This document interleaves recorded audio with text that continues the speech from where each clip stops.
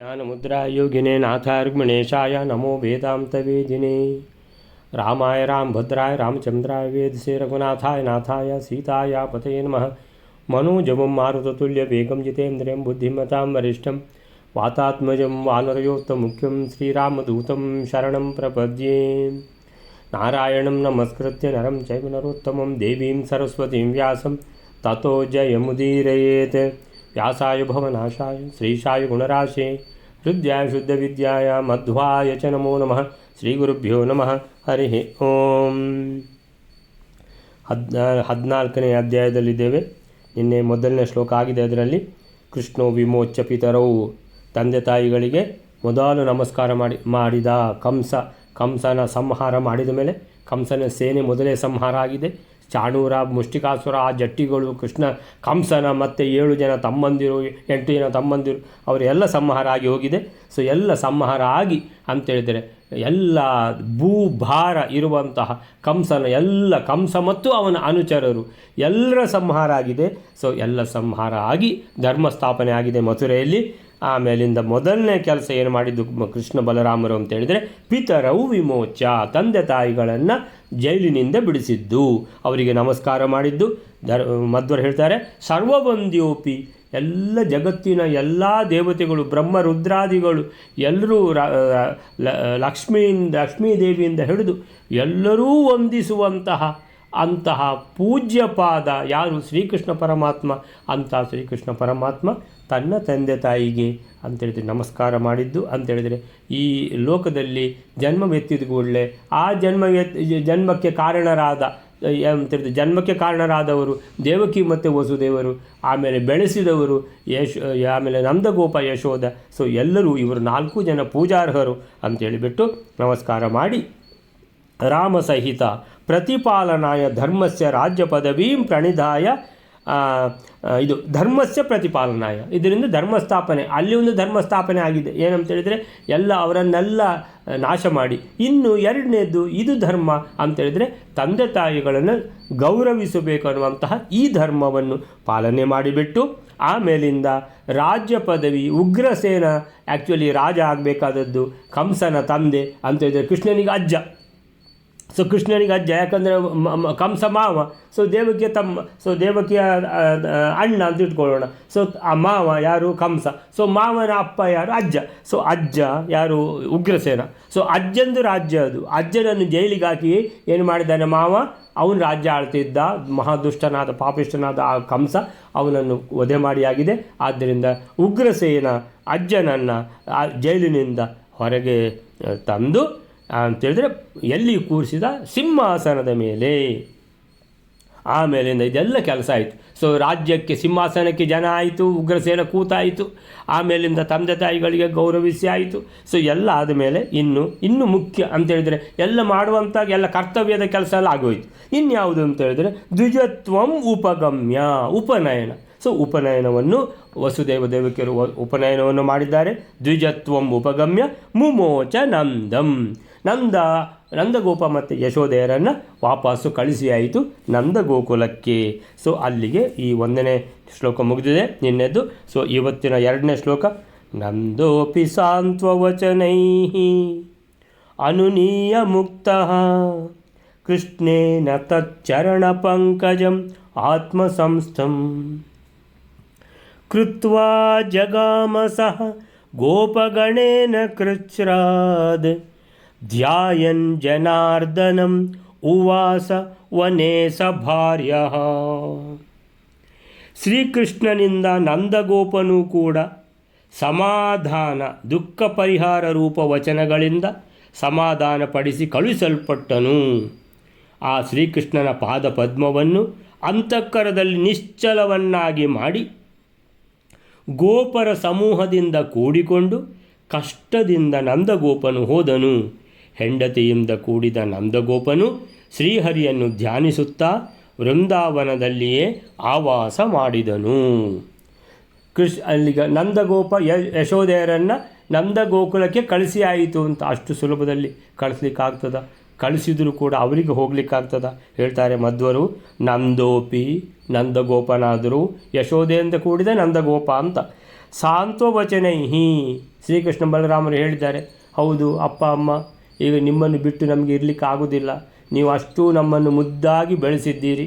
So ನಮ್ಮ ಒಡನಾಟ ಅನ್ನುವಂಥದ್ದು, ಅಷ್ಟು ವರ್ಷ ಒಡನಾಟ ಅನ್ನುವಂಥದ್ದು ಅದು ಮರಿಲಿಕ್ಕೆ ಸಾಧ್ಯ ಇಲ್ಲದ ಒಡನಾಟ. ಸೊ ಆದರೂ ನಮಗೆ ಬಹಳ ಜವಾಬ್ದಾರಿ ಉಂಟಲ್ಲ ಅಂತೇಳಿದರೆ, ಮಗಳು ಮುದ್ದಿನಿಂದ ಸಾಕಿದ ಮಗಳು ಅಂತ. ಈಗೆಲ್ಲ ಮೊದಲೆಲ್ಲ 4-5 ಮಕ್ಕಳು, 6 ಮಕ್ಕಳು, 7 ಮಕ್ಕಳು, 8 ಮಕ್ಕಳು ಈ ಥರ ಎಲ್ಲ ಇತ್ತು. ಈಗ 1 ಮಗು 2 ಮಗು ಅಂತೇಳಿದರೆ ಒಂದೇ ಮಗಳಿದ್ದಾಳೆ ಅಂತ ಇಟ್ಕೊಳ್ಳಿ. ಸೊ 10th ತನಕ ಹೇಗಿದ್ದರೂ ತಂದೆ ತಾಯಿಗಳ ಜೊತೆಗೆ ಕಲ್ತರೂ, ಇನ್ನು 11th ಅಂತ ಹೇಳ್ಕೊಂಡು PUCಗೆ ಬರುವಾಗ, ನಂತರ ಈಗ ಇಂಜಿನಿಯರಿಂಗು ಮೆಡಿಕಲ್ಗೆಲ್ಲ ಹೋಗಲಿಕ್ಕೆ ಪ್ರಾಕ್ಟೀಸು ಅದು ಎಲ್ಲ ಆಗಬೇಕು, ಒಳ್ಳೆ ಕಾಲೇಜಿಗೆ ಸೇರಬೇಕು ಅಂತ ಹೇಳುವಾಗ ಎಲ್ಲ ಅಂತೇಳಿದರೆ ಇನ್ನೂ ಒಳ್ಳೆ ಕಾಲೇಜ್ ಹುಡುಕಿ ಅಲ್ಲಿ ಹಾಸ್ಟೆಲಲ್ಲಿ ಹಾಕಲೇಬೇಕಾಗ್ತದೆ, ಮನೆಯಿಂದ ದೂರ ಇರಲೇಬೇಕಾಗ್ತದೆ. ಸೊ ಕೆಲವು ತಂದೆ ತಾಯಿಗಳು ಸರಿಯಪ್ಪ ಮಗಳನ್ನು ಅಂತೇಳಿದರೆ ಹೇಗಿದ್ದರೂ ಮಗಳಿಂದ ನಾವು ದೂರವೇ ಇರುವುದಲ್ವಾ, ಸೊ ಇದು ಪ್ರಾಕ್ಟೀಸ್ ಮಾಡಿದಾಗ ಆಗ್ತದೆ ಅಂತ ಹೇಳ್ಕೊಂಡು ಹಾಸ್ಟೆಲಿಗೆ ಹಾಕಿಬಿಡ್ತಾರೆ. ಯಾಕಂತೇಳಿದರೆ ಪ್ರಾಕ್ಟೀಸ್ ಆಗ್ತದೆ ಮಗಳಿಂದ ದೂರ ಇದ್ದು, ಆಮೇಲೆ ಮದುವೆ ಮಾಡಿ ಕೊಡುವಾಗ ಹೆಚ್ಚು ತಲೆಬಿಸಿ ಆಗೋದಿಲ್ಲ ಅಂತ ಹೇಳಿಬಿಟ್ಟು. ಹೀಗೆ ಕೃಷ್ಣ ಬಲರಾಮರು ಕೂಡ ನಮ್ಮ ಜವಾಬ್ದಾರಿ ಇದೆಯಲ್ಲ, ಸೊ ಆ ಜವಾಬ್ದಾರಿಯನ್ನು ನಾವು ಮಾಡಬೇಕು. ಬಹಳ ಕರ್ತವ್ಯಗಳುಂಟು ಮಾಡಲಿಕ್ಕೆ, ಆ ಎಲ್ಲ ಕರ್ತವ್ಯಗಳನ್ನು ಮುಗಿಸಬೇಕು. ಆದ್ದರಿಂದ ನಿಮ್ಮ ಜೊತೆಗೆ ಇನ್ನೂ ನಮ್ಮ ಒಡನಾಟ ಹೆಚ್ಚಿಗೆ ಇರುವುದಿಲ್ಲ ಅಂತೆಲ್ಲ ಹೇಳಿಬಿಟ್ಟು ಸಾಂತ್ವ ವಚನಗಳಿಂದ ಅವರಿಗೆ ಅರ್ಥ ಆಗುವ ರೀತಿಯಲ್ಲಿ, ಒಂದು ಚೂರು ಅವರಿಗೆ ನೋವಾಗದ ರೀತಿಯಲ್ಲಿ ಸಾಂತ್ವ ವಚನೈಹಿ ಅನುನೀಯ ಸಮಾಧಾನ ಮಾಡಿ ಕಳಿಸಿದ್ದಾರೆ. ದುಃಖ ಪರಿಹಾರ ರೂಪದ ವಚನಗಳು ಅಂತ ಅಂದರೆ, ನೀವು ದುಃಖಿಸಬಾರದು ಅಂತೇಳಿದರೆ, ನಿಮ್ಮ ಮಗ ಯಾರು ಕೃಷ್ಣ, ಆಮೇಲೆ ಬಲರಾಮ, ನಾವು ಅಂತೇಳಿದರೆ ಎಷ್ಟೋ ನಮ್ಮೆಲ್ಲ ಕರ್ತವ್ಯಗಳನ್ನು ಸರಿಯಾಗಿ ನಾವು ಮಾಡಬೇಕಲ್ಲ. ಸೊ ಅದನ್ನು ಮನಸ್ಸಿನಲ್ಲಿ ನೀವಿಟ್ಟುಕೊಳ್ಳಿ, ಹೌದು ಅವರವರ ಕರ್ತವ್ಯವನ್ನು ಮಾಡಬೇಕು, ಭಾಳಷ್ಟು ಕೆಲಸಗಳನ್ನು ಮಾಡಲಿಕ್ಕುಂಟು ಅಂತೇಳಿದರೆ ನೀವು ಅನುವು ಮಾಡಿಕೊಟ್ರೆ ತಾನೇ ಆ ಕೆಲಸಗಳನ್ನು ನಾವು ಮಾಡೋದು ಅಂತ ಹೀಗೆಲ್ಲ ಹೇಳಿಬಿಟ್ಟು ಅವರನ್ನು ಸಮಾಧಾನ ಮಾಡಿ ಅವರ ದುಃಖವನ್ನು ಕಡಿಮೆ ಮಾಡಿ ಮುಕ್ತ ಬೀಳ್ಕೊಟ್ಟು ಕೃಷ್ಣೇನ ಮುಕ್ತ, ಕೃಷ್ಣ ಬಲರಾಮರಿಂದ, ಕೃಷ್ಣೇನ ಅಂತ ಹೇಳಿದರೆ ಕೃಷ್ಣನ ಜೊತೆಗೆ ಬಲರಾಮ ಇಬ್ಬರಿಂದ ಮುಕ್ತ ಬೀಳ್ಕೊಟ್ಟವರಾಗಿ ಹೊರಟಿದ್ದಾರೆ ಅಂತ ಹೇಳಿದರೆ ಹೇಗೆ, ಇನ್ನು 4 ಹೆಜ್ಜೆ ಹೋಗುವುದು ಪುನಃ ಹಿಂದೆ ನೋಡುವುದು. ಸೊ ಹೋಗುವುದೇ ಅಲ್ವಾ, ಹೌದು, ಮತ್ತೆ ಹೋಗಲೇಬೇಕು, ಇನ್ನಿಲ್ಲಿಗಾಗ್ತದ. ತಚ್ಚರಣ ಪಂಕಜಂ ಆತ್ಮಸಂಸ್ಥಂ, ತತ್ ಚರಣ ಪಂಕಜಂ ಭಗವಂತ ಕೃಷ್ಣ, ಭಗವಂತನ ಚರಣ ಕಮಲ, ತತ್ ಅವನ ಚರಣ ಪಂಕಜ, ಪಂಕ ಅಂದರೆ ಕೆಸರು, ಪಂಕದಿಂದ ಕೆಸರಿಂದ ಹುಟ್ಟಿದ್ದು ಯಾವುದು ತಾವರೆ. ಸೊ ಚರಣ ಕಮಲ ಅಂತ, ತತ್ ಚರಣ ಪಂಕಜ ಅಂದರೆ ಕಮಲ, ಚರಣ ಪಂಕಜ ಅಂದರೆ ಚರಣ ಕಮಲ, ಚರಣ ಕಮಲಂ ಅಂತೇಳಿದರೆ ಆ ಭಗವಂತನ ಚರಣ ಕಮಲವನ್ನು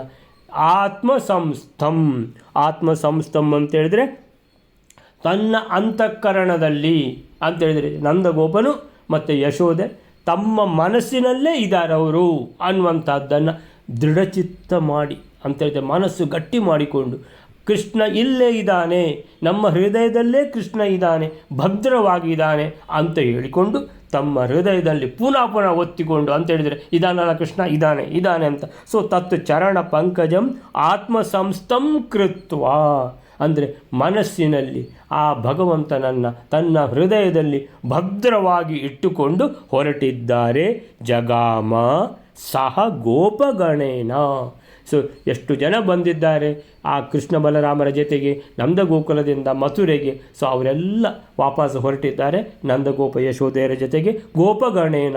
ಆ ಎಲ್ಲ ಗೋಪಾಲಕರು ಆಮೇಲೆ ಗೋಪಸ್ತ್ರೀಯರು ಎಲ್ಲ ಇದ್ದಾರೆ. ಇದು ಯಾರೆಲ್ಲ ಬಂದಿದ್ದಾರೋ ಅವರೆಲ್ಲ ಅವರ ಜೊತೆಗೆ, ಆಮೇಲೆ ಕೃಷ್ಣ ಬಲರಾಮರ ಸಂಗಡಿಗರು ಬಂದಿದ್ದಾರೆ 50-100 ಜನ, ಅವರು ಹೊರಟಿದ್ದಾರೆ, ಎಲ್ಲ ಹೊರಟಿದ್ದಾರೆ ಗೋಕುಲಕ್ಕೆ. ಸೊ ಜಗಾಮ ಸಹ ಗೋಪಗಣೇನ, ಗೋಪವೃಂದದ ಜತೆಗೆ ಹೊರಟಿದ್ದಾರೆ. ಯಶೋದ ನಂದಗೋಪರು ಕೃಷ್ಣ ಬಲರಾಮರನ್ನು ತಮ್ಮ ಹೃದಯದಲ್ಲಿ ಭದ್ರವಾಗಿ ಸ್ಥಾಪಿಸಿಕೊಂಡು ಕೃಚ್ಛ್ರಾದ್ ಅಂತ ಹೇಳಿದರೆ ಬಹಳ ಕಷ್ಟ ಆಗ್ತದೆ ಅಂತೇಳಿದರೆ ಬಿಟ್ಟು ಹೋಗಲಿಕ್ಕೆ. ಆದರೆ ಏನು ಮಾಡೋದು, ಹೋಗಲೇಬೇಕು.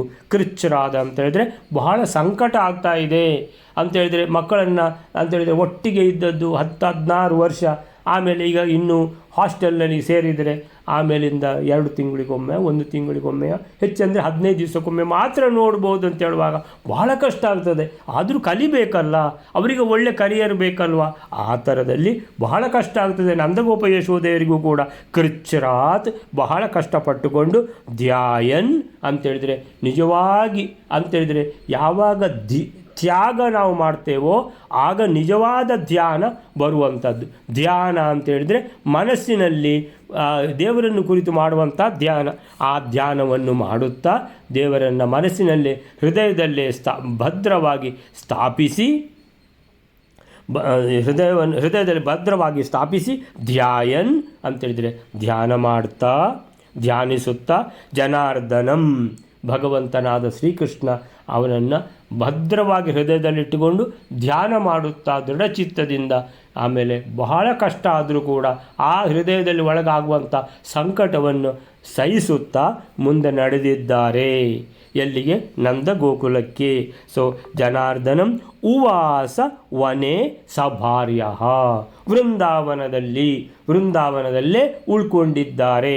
ಸಭಾರ್ಯ ಅಂತೇಳಿದರೆ ನಂದಗೋಪ ಸಭಾರ್ಯ ಅಂತೇಳಿದರೆ ಯಶೋದೆಯ ಜೊತೆಗೆ ವೃಂದಾವನದಲ್ಲಿ ವಾಸ ಮಾಡಿದರು ಅಂತ ತಿಳ್ಕೊಂಡು ಹೇಳುವಂಥದ್ದು ಶ್ಲೋಕ. ಈ ಶ್ಲೋಕಕ್ಕೆ ಏನು ಹೇಳ್ತಾರೆ ಅಂತ ಹೇಳಿದರೆ, ಸಾಂತ್ವವಚನಗಳಿಂದ ಸಮಾಧಾನಪಡಿಸಿ ಸಾಂತ್ವವಚನೈ ಅನುನೀಯ, ಆಮೇಲೆ ಕೃಷ್ಣೇನ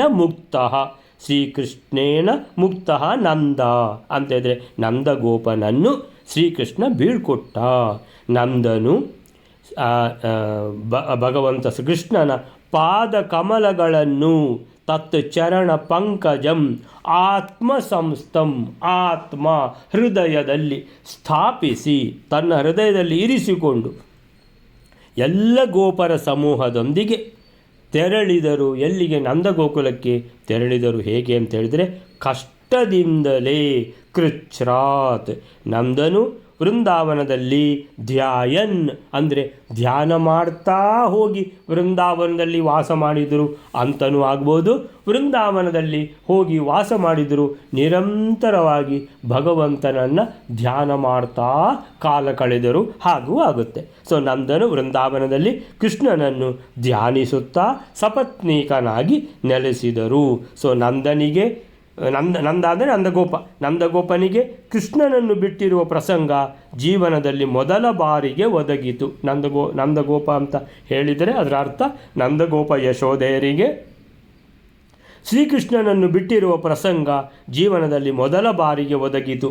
ಅದನ್ನು ಸಹಿಸಲು ಅವರಿಗೆ ಸಹಜವಾಗಿಯೇ ಅಪಾರ ಶ್ರಮ, ಬಹಳ ಕಷ್ಟ ಅಂತ ಅನಿಸಿತು. ಆದರೂ ಕೃಷ್ಣನ ಆದೇಶವನ್ನು ಪಾಲಿಸಿ ನೀವು ನಂದಗೋಕುಲಕ್ಕೆ ವಾಪಸ್ ಹೋಗಬೇಕು, ಇಲ್ಲಿ ಇರಲಿಕ್ಕಾಗುತ್ತಾ, ನಾವು ನಿಮ್ಮ ಜೊತೆಗೆ ಬರಲಿಕ್ಕೂ ಆಗುವುದಿಲ್ಲ, ನೀವಿಲ್ಲಿ ಇರಲಿಕ್ಕೂ ಆಗುವುದಿಲ್ಲ ಅಂತ ಶ್ರೀಕೃಷ್ಣನ ಪ್ರೀತಿಪೂರ್ವಕ ಸಾಂತ್ವ ವಚನಗಳಿಂದ ಆದೇಶವೂ ಆಗಿದೆ. ಅದನ್ನು ಪಾಲಿಸಿ ವೃಂದಾವನಕ್ಕೆ ತೆರಳಿ ಶ್ರೀಕೃಷ್ಣನ ಧ್ಯಾನದಲ್ಲೇ ಧ್ಯಾಯನ್ ಉವಾಸ ಅಂದರೆ ಧ್ಯಾನ ಮಾಡ್ತಾ ಕಾಲ ಕಳೆದರು ಅಂತೇಳಿದರೆ, ಹೋಗಿ ವೃಂದಾವನಕ್ಕೆ ಸೇರಿದರೂ ಕೂಡ ಅಂತೇಳಿದರೆ ಮೊದಲು ಮನೆಯಲ್ಲಿ ಕೃಷ್ಣ ಬಲರಾಮರು ಓಡಾಡ್ತಾ ಇದ್ದದ್ದು, ಅದು ಸಹ ಕೃಷ್ಣ ಬಲರಾಮರು ಅಂತೇಳಿದರೆ ಏನು ಲೀಲೆಗಳನ್ನು ತೋರಿಸಿದವರು. ಅವರು ಇದ್ದ ಮನೆ ಈಗ ಅವರು ಇಲ್ಲದ ಮನೆ ಅಂತೇಳಿದರೆ ಎಷ್ಟು ವ್ಯತ್ಯಾಸ, ಬಹಳ ವ್ಯತ್ಯಾಸ. ಆ ಮನೆಗೆ ಹೋಗಲಿಕ್ಕೆ ಸಾಧ್ಯ ಇಲ್ಲ ಅನ್ನುವಂತಹ ಸ್ಥಿತಿ. ಸೊ ಹಾಗಿರುವಾಗ ಶ್ರೀಕೃಷ್ಣನ ಧ್ಯಾನದಲ್ಲೇ ಅಂತೇಳಿದರೆ ಈಗ ನಿಜವಾದ ಧ್ಯಾನವನ್ನು ಮಾಡ್ತಾ ಜೀವನವನ್ನು ಸಾಗಿಸಿದರು. ಗಾಢ ಚಿಂತನೆಯೇ ಧ್ಯಾನ ಅಂತ ಹೇಳ್ತಾರೆ. ನೈರಂತರ್ಯಂ ಮನೋವೃತ್ತೇ ಧ್ಯಾನಂ ಇತ್ಯಭಿಧೀಯತೆ. ಧ್ಯಾಯನ್ ಅಂತ ಕೊಟ್ಟಿದ್ದಾರೆ, ಧ್ಯಾನ ಮಾಡುತ್ತಾ ಕಾಲ ಕಳೆದರು. ಧ್ಯಾನ ಅಂತ ಹೇಳಿದ್ರೇನು? ನೈರಂತರ್ಯಂ ನಿರಂತರವಾಗಿ, ಮನೋವೃತ್ತಿ ಆ ಮನಸ್ಸಿನಲ್ಲಿ ಭಗವಂತನ ಬಗ್ಗೆನೇ ಯೋಚನೆ ಮಾಡುವಂಥದ್ದು, ಆ ಭಗವಂತನ ಸ್ತೋತ್ರಗಳನ್ನೇ ಮಾಡುವಂಥದ್ದು, ಆ ಭಗವಂತನ ಲೀಲೆಗಳನ್ನೇ ಎಣಿಸುವಂಥದ್ದು, ಇದಕ್ಕೆ ಧ್ಯಾನ ಅಂತ ಹೇಳ್ತಾರೆ. ಅಲ್ಲಿಗೆ 2ನೇ ಶ್ಲೋಕ ಮುಗಿತು. 3ನೇ ಶ್ಲೋಕ. ಕೃಷ್ಣೋಪಿ ಅವಂತಿಪುರವಾಸಿನಂ ಏತ್ಯ ವಿಪ್ರಂ ಸಾಂದೀಪನೀಂ ಸಹ ಬಲೇನ ತತೋಧ್ಯಗೀಷ್ಟಃ ವೇದಾನ್ ಸಕೃತ್ ನಿಗದಿತಾನ್ ನಿಖಿಲಾಶ್ಚ ವಿದ್ಯಾ ಸಂಪೂರ್ಣ ಸಂವಿದಪಿ ದೈವತ ಶಿಕ್ಷಣಾಯ.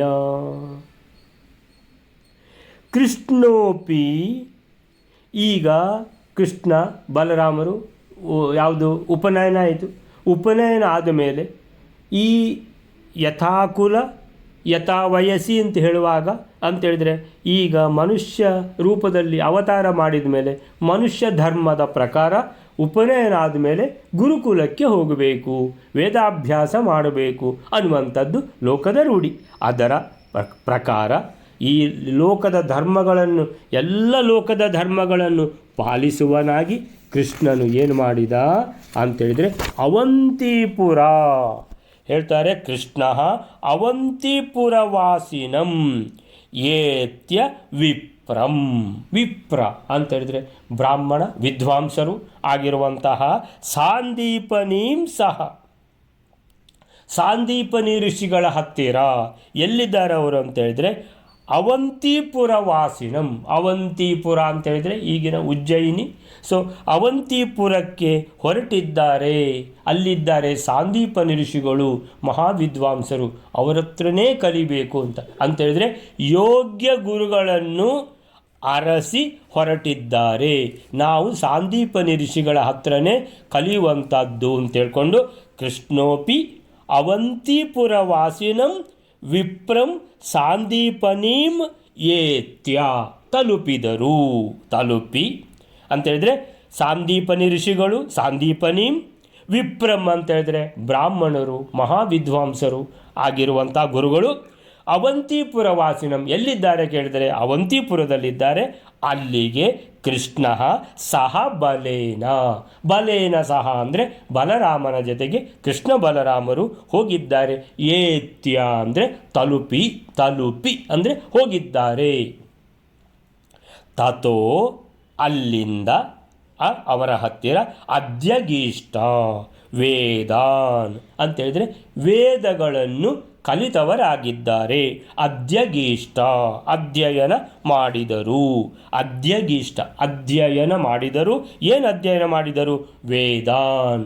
ಸೊ ವೇದಾನ್ ಅಂತೇಳಿದರೆ ವೇದಗಳು, ಉಪನಿಷತ್ತುಗಳು ಎಲ್ಲ ಬಂತು ಅದರಲ್ಲಿ. ಷಡಂಗಗಳು, ಅದಕ್ಕೆ 6 ಅಂಗಗಳು: ಜ್ಯೋತಿಷ, ವ್ಯಾಕರಣ, ಆಮೇಲೆ ಶಿಕ್ಷಾ, ಕಲ್ಪ, ನಿರುಕ್ತಿ, ಜ್ಯೋತಿಷ್ಯ, ಆಮೇಲೆ ಛಂದಸ್ಸು, ಇದಿಷ್ಟು 6 ಷಡಂಗಗಳು. ಸೊ ವೇದ, ವೇದಾಂಗ, ಉಪನಿಷತ್ತುಗಳು ಎಲ್ಲ ಅಭ್ಯಾಸ, ಎಲ್ಲ ವೇದಾಭ್ಯಾಸ, ವೇದಾಧ್ಯಯನ ಮಾಡಿದರು. ಹೇಗೆ ಮಾಡಿದರು ಅದನ್ನು ಹೇಳ್ತಾರೆ ಮಧ್ವರು. ಸಕೃತ್ ನಿಗದಿತಾನ್. ಸಕೃತ್ ಅಂತ ಹೇಳಿದ್ರೆ ಒಂದು ಸಲ ಬಿಟ್ಟು 2ನೇ ಸಲ ಹೇಳಿಕೊಡಲಿಕ್ಕೆ ಇಲ್ಲ ಅಂತೇಳಿದರೆ ಕೃಷ್ಣ ಬಲರಾಮರಿಗೆ ಒಂದೇ ಸಲ ಬೇಕಾದದ್ದು. ಯಾಕಂತೇಳಿದರೆ ಕೃಷ್ಣ ಅಂತೇಳಿದರೆ ಭಗವಂತ, ಎಲ್ಲವೂ ಮೊದಲೇ ಗೊತ್ತಿದೆ. ಇದು ಏನು ಲೋಕದ ರೂಢಿಗೆ ಅನುಸಾರವಾಗಿ ಕಲಿಬೇಕು ಅನ್ನುವಂಥದ್ದನ್ನು, ಕಲಿಯುವಂಥದ್ದನ್ನು ತೋರಿಸ್ಬೇಕಲ್ವ. ಅದಕ್ಕೋಸ್ಕರ ಅಂದರೆ ಲೋಕದ ಶಿಕ್ಷಣ, ದೇವತೆಗಳ ಶಿಕ್ಷಣ, ಎಲ್ಲ ಶಿಕ್ಷಣಕ್ಕೋಸ್ಕರ ಸಕೃತ್ ನಿಗದಿತಾನ್ ಒಂದೇ ಸಲ ಅವರು ಹೇಳಿಕೊಂಡು ಹೋದರೆ ಸಾಕು. ಮತ್ತು 2ನೇ ಅದನ್ನು ವಿವರಣೆ ಮಾಡುವಂಥದ್ದು ಏನಿಲ್ಲ, ಎಲ್ಲ ಇವರು ಕಲ್ತಾಯಿತು. ಆ ರೀತಿ ಸಕೃತ್ ನಿಗದಿತಾನ್. ಸಕೃತ್ ಅಂದರೆ ಒಂದೇ ಸಲ ಹೇಳಿಕೊಟ್ಟರು ಕೂಡ ಎಲ್ಲ ಅದನ್ನು ಏನು ಕಲ್ತಾಗಿದೆ. ಇಬ್ಬರೂ ಕೂಡ ನಿಖಿಲಾಶ್ಚ ವಿದ್ಯಾ, ನಿಖಿಲ ಅಖಿಲಾಶ್ಚ ವಿದ್ಯಾ, ಎಲ್ಲ ವಿದ್ಯೆಗಳನ್ನು ಕಲಿತವರಾಗಿದ್ದಾರೆ. ಸಂಪೂರ್ಣ ಸಂವಿದಪಿ ದೈವತ ಶಿಕ್ಷಣಾಯ ಹೇಳ್ತಾರೆ ಮಧ್ವರು. ಸಂಪೂರ್ಣ ಸಂವಿತ್, ಎಲ್ಲ ಗೊತ್ತಿದ್ದವರಲ್ಲ ಭಗವಂತ ಅಂತ ಹೇಳಿದ್ರೆ ಸರ್ವಜ್ಞ. ಎಲ್ಲ ಏನೂ ಭಗವಂತನಿಗೆ ಗೊತ್ತಿಲ್ಲದ್ದು ಅಂತ ಇಲ್ಲ. ಸೊ ಇವಾಗ ಮಧ್ವಗುರುಗಳು ಅವರು ವಾಯುದೇವರ ಅವತಾರ, ವಾಯುದೇವರಿಗೂ ಕೂಡ ಗೊತ್ತಿಲ್ಲದ್ದು ಅಂತಿಲ್ಲ. ಆದರೂ ಮಧ್ವರು ಎಲ್ಲಿಗೆ ಹೋದರು? ವೇದವ್ಯಾಸರ ಹತ್ರ ಹೋದರು. ವೇದವ್ಯಾಸರು ಕೆಲವೆಲ್ಲ ಇಂಪಾರ್ಟೆಂಟ್ ಪ್ರಾಮುಖ್ಯ ವಿಷಯಗಳನ್ನು ಮಧ್ವಗುರುಗಳಿಗೆ ತಿಳಿಸಿದರು ಅಂತ ಬರ್ತದೆ ಮಧ್ವವೇದದಲ್ಲಿ. ಹಾಗಾದರೆ ಇವರಿಗೆ ಗೊತ್ತಿಲ್ಲದ್ದು ಏನಿದೆ? ಭಗವಂತನಿಗೆ ಗೊತ್ತಿರುವಂಥದ್ದು ಕೆಲವೆಲ್ಲ ಗುಹ್ಯಗಳು ಅಂತ ಹೇಳಿದರೆ ಭಗವಂತನಿಗೆ ಮಾತ್ರ ಗೊತ್ತಿರುವಂಥದ್ದು. ಆ ಭಗವಂತನಿಗೆ ಮಾತ್ರ ಗೊತ್ತಿರುವಂಥ ವಿಷಯಗಳನ್ನು ಏನು ಮಾಡಿದರು, ಮಧ್ವರಿಗೆ ಉಪದೇಶಿಸಿದರು ಅಂತ ಮಧ್ವವಿದ್ಯೆಯಲ್ಲಿ ಬರುವಂಥದ್ದು. ಸೊ ಹಾಗೆ ಭಗವಂತನಿಗೆ ಗೊತ್ತಿಲ್ಲದ್ದು ಅಂತ ಯಾವುದೂ ಇಲ್ಲ. ಸೊ ಹೀಗೆ ನಿಖಿಲಾಶ ವಿದ್ಯಾ, ಎಲ್ಲ ವಿದ್ಯೆಗಳನ್ನು ವೇದಾಧ್ಯಯನ ಮಾಡಿ ಆಯಿತು. ನಿಖಿಲಾಶ ವಿದ್ಯಾ ಸಂಪೂರ್ಣ ಸಂವಿದಪಿ, ಎಲ್ಲವೂ ಮೊದಲೇ ತಿಳಿದಿದೆ ಆದರೂ ಕಲಿತವರಾಗಿದ್ದಾರೆ. ಸಂಪೂರ್ಣ ಸಂವಿದಪಿ ದೈವತ ಶಿಕ್ಷಣಾಯ, ದೇವತೆಗಳಿಗೆ ಪಾಠ. ದೇವತೆಗಳು ಕೂಡ ಮನುಷ್ಯ ಜನ್ಮದಲ್ಲಿ ಹುಟ್ಟಿದರೆ ಇದೇ ರೀತಿ ಎಲ್ಲ ಮನುಷ್ಯ ಜನ್ಮದಲ್ಲಿ ಹುಟ್ಟಿದ ಮೇಲೆ ಆ ಧರ್ಮದ ಪ್ರಕಾರ ನಡ್ಕೊಳ್ಬೇಕು ಅನ್ನುವಂಥದ್ದನ್ನು ತೋರಿಸಲಿಕ್ಕೆ ಕೃಷ್ಣ ಬಲರಾಮರು ಪ್ರತಿಯೊಂದನ್ನು ಕೂಡ ಎಲ್ಲ ಮಾಡಿ ತೋರಿಸ್ತಾ ಇದ್ದಾರೆ. ದೈವತ ಶಿಕ್ಷಣಾಯ. ಸೊ ಇದಕ್ಕೆ ಈ ಶ್ಲೋಕಕ್ಕೆ ಏನು ಹೇಳ್ತಾರೆ ಅಂತ ಹೇಳಿದರೆ, ಕೃಷ್ಣೋಪಿ, ಶ್ರೀಕೃಷ್ಣನು ಬಲರಾಮನ ಸಹೇತನಾಗಿ ಸಹ ಬಲೇನ ಕೃಷ್ಣ, ಆಮೇಲೆ ಹೇಳ್ತಾರೆ ಅವಂತಿಪುರದಲ್ಲಿ ನೆಲೆಸಿದ್ದ, ಅವಂತಿಪುರ ವಾಸಿನಂ ವಿಪ್ರಂ ಸಾಂದೀಪನೀಂ ಅಂತೇಳಿದರೆ, ವಿಪ್ರ ಬ್ರಾಹ್ಮಣ ಯಾರು ಸಾಂದೀಪನಿ ಋಷಿಗಳು ಅವರ ಬಳಿಗೆ ತೆರಳಿ ಅವರು ಒಮ್ಮೆ ಹೇಳಿದೊಡನೆಯೇ ಸಕಲ ವೇದಗಳನ್ನು ಸರ್ವವಿದ್ಯೆಗಳನ್ನು ಕಲಿತಾಯಿತು. ಒಮ್ಮೆ ಹೇಳಿದೊಡನೆಯೇ ಸಕಲ ವೇದಗಳನ್ನು ಸರ್ವವಿದ್ಯೆಗಳನ್ನು ಅಧ್ಯಯನ ಮಾಡಿದರು. ಅಲ್ಲಿಂದ ಇದರಲ್ಲಿ ಹರಿವಂಶದಲ್ಲಿ ಏನು ಬರ್ತದೆ, ಅಚಿರೇಣೇನ ಕಾಲೇನ. ಅಚಿರೇಣೇನ ಕಾಲೇನ ಅಂತೇಳಿದರೆ ಚಿರ ಅಂತೇಳಿದರೆ ಬಹಳ ಕಾಲ ಅಂತ, ಅಚಿರೇಣೇನ ಕಾಲೇನ ಅಂತೇಳಿದರೆ ಬಹಳ ಬೇಗ ಕಲಿತು ಮುಗಿಸಿದ್ದಾರೆ. ಕಾಲೇನ ಗುರುಸ್ಥಾನ್ ಅಭ್ಯಶಿಕ್ಷಯತ್, ಗುರುಗಳು ಬಹಳ ಬೇಗ ಅವರಿಗೆ ಕಲಿಸಿಬಿಟ್ರು ಅಂತ. ಅವರ ಬೇಗ ಕಲಿಸಿಬಿಟ್ರು ಅಂತೇಳಿದರೆ ಎಲ್ಲವೂ ನಮಗೆ ಮೊದಲೇ, ಅದಕ್ಕೋಸ್ಕರನೇ ಎಲ್ಲ ನಾವೆಲ್ಲ ಕ್ಲಾಸಿಗೆಲ್ಲ ಹೋಗುವಾಗ ನಮಗೆಲ್ಲ ಮೊದಲೆಲ್ಲ ಗುರುಗಳು ಏನು ಹೇಳ್ತಿದ್ರು ಅಂತ ಹೇಳಿದರೆ, ನೀವು ಮೊದಲೇ ಒಂದು ಸ್ವಲ್ಪ ಓದಿಕೊಂಡು ಬನ್ನಿ ಅಂತ. ಯಾವಾಗ ನಾವು ಒಂದು ಸ್ವಲ್ಪ ಮೊದಲೇ ಓದಿಕೊಂಡು ಹೋಗ್ತೇವೋ ಆವಾಗ ಕ್ಲಾಸ್ ಅನ್ನುವಂಥದ್ದು ಬಹಳ ನಮಗೆ ಇಷ್ಟ ಆಗಿಬಿಡ್ತದೆ. ಸೊ ಹಾಗೆ ಇಲ್ಲಿ ಕೃಷ್ಣ ಬಲರಾಮರು ಭಗವಂತನಿಗೆ ಎಲ್ಲವೂ ಗೊತ್ತಿರುವಂಥದ್ದು, ಆದ್ದರಿಂದ ಅವರು ಹೇಳಲಿಕ್ಕೆ ಪುರುಸೊತ್ತಿಲ್ಲ, ಇಲ್ಲಿ ಕಲ್ತಾಯಿತು. ತಾನು ಪರಿಪೂರ್ಣ ಜ್ಞಾನ ಸಂಪನ್ನನಾದರೂ ದೇವತೆಗಳಿಗೆ ತಿಳಿಸಿಕೊಡಲೆಂದು ಧರ್ಮದ ಪರಿಪಾಲನೆ ಮಾಡಬೇಕು. ನಾವು ಯಾವ ಅವತಾರ ಮಾಡಿದ್ದೇವೋ ಯಥಾವಯಸ್ಸಿ ಯಥಾಕುಲೆ ಅಂತ ಹೇಗೆ ಇದೆಯೋ ಅದರ ಪ್ರಕಾರ ಎಲ್ಲ ನಡೆಸಿಕೊಂಡು ಹೋಗಬೇಕು ಅನ್ನುವಂಥದ್ದನ್ನು ಆ ರೀತಿಯಲ್ಲಿ ಇಟ್ಕೊಂಡು ಅಧ್ಯಯನ ಮಾಡಿದ್ದಾರೆ. ಅವಂತಿಪುರ ಅಂತೇಳಿದರೆ ಇಂದಿನ ಉಜ್ಜಯಿನಿ. ಕೃಷ್ಣ ಅಲ್ಲಿಗೆ ತೆರಳಿ ಅಧ್ಯಯನ ಮಾಡಿದ್ದು ಲೋಕ ಶಿಕ್ಷಣಕ್ಕಾಗಿ. ಸರ್ವಜ್ಞನಾದ ಪರದೇವತೆಯಾದ ಭಗವಂತ ಅವನಿಗೆ ಕಲೀಲಿಕ್ಕೆ ಏನಾದರೂ ಇದೆಯಾ?